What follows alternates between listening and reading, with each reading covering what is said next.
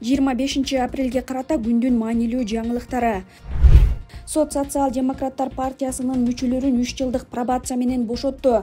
24 апрелде Бишкектеги Свердлов райондук соту Социал-демократтар партиясынын мүчөлөрү Темирлан Султанбеков, Ирина Карамушкина жана Роза Түрксеверди 3 жылдык пробациялык көзөмөл жазасына кести. Сот жараяны жабык өттү. Социал-демократтар партиясынын мүчөлөрүнүн адвокаты Айбек Турдуев соттун чечимин мыйзамсыз деп атады. Анын айтымында айыпталгандардын күнөөсүн далилдеген бир дагы факты жок. Албетте, биз бул чечимге каршы арыз беребиз. Мындай өкүмдү күткөн эмеспиз. Эгер сот мыйзамга таянып чечим чыгарган болсо, айыпталгандардын баарын акташы керек болчу, деди юрист. Партия лидери Темирлан Султанбеков да соттун чечими менен макул эместигин билдирип, даттанышаарын кошумчалады.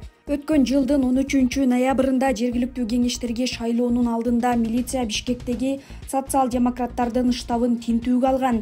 Андан кийин партия лидери Темирлан Султанбеков, анын партиялаштары Ирина Карамушкина жана Роза Түрксевер добуш сатып алуу боюнча камакка алынган. Мындан улам партия Бишкек шаардык кеңешине шайлоого катышуудан четтетилген. Февралдын аягында бул ишке байланыштуу сот жараяндары жабык өтүп, ЖМКлар катышкан эмес. Кийинчерээк социал-демократтарга карата добуш сатып алуу менен катар эле алдамчылык жана шайлоо өнөктүгүн каржылоо эрежелерин бузуу айыптары да коюлганы белгилүү болгон. Адвокаттар сот жараяндарында бир нече жолу мыйзам бузуу болгонун айтып чыгышкан. Акыйкатчы институту Тилекмат Куреновдон кабар алды. Акыйкатчы институту УКМКнын тергөө абагында жаткан Тилекмат Куреновдон кабар алды. Мекеме билдиргендей, камактагылар кармоо шарттарына жана кызматкерлерге нааразы болгон эмес. Тилекмат Кудайберген уулу дагы 2 киши менен бир камерада отурат. Ал дагы УКМКнын тизосунда укуктары бузулгандыгына даттанган жок деп жазылган маалыматта. 19 апрелдин кечинде УКМК Тилекмат Куренов Бириккен Араб Эмирлигинде кармалып өлкөгө жеткирилгенин маалымдаган. Ага чейин Куреновдун жакындары ал 10 апрелден бери дайынсыз болуп жатканын соц тармактарга жазышкан. Ал эми укук коргоочу Рита Карасартова Тилекмат Куреновдун үй бүлөсүнө калтырган катын жарыялап, үйүндө тинтүү жүрүп, өзү камалган. 21 апрелде 1-Май райондук соту Тилекмат Куреновду 19 майга чейин камакка алган. Оппозициячыл активистке бийликти күч менен басып алууга ачык чакырыктар беренеси боюнча айып тагылып жатат. Ошто жүзүн толук жапкан 300гө жакын адамга эскертүү берилди.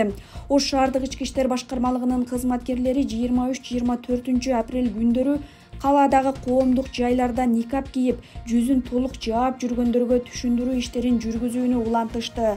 Бул ишке Ош шаардык милициясында кызмат өтөгөн аял кызматкерлер, улуттук коопсуздук боюнча мамлекеттик комитеттин Ош облусу боюнча башкы башкармалыгынын, президентке караштуу дин иштери жана улут аралык мамилелер боюнча агенттиктин жана Ош шаардык казыяттын аял кызматкерлери тартылды. Анын алкагында коомдук жайларда жүзүн толугу менен жаап жүргөн 300гө жакын адам аныкталып, мыйзамдын беренелери жазылган китепчелер таратылып, эскертүүлөр берилди. Президент Садыр Жапаров быйыл январь айында дин тутуу эркиндиги жана диний бирикмелер жөнүндө мыйзамга кол койгон. Бул документке ылайык үймө-үй кыдырып даават айткандарга, коомдук жайларда жүзүн жашырган кийим кийгендерге 20 000 сом айып пул салынат.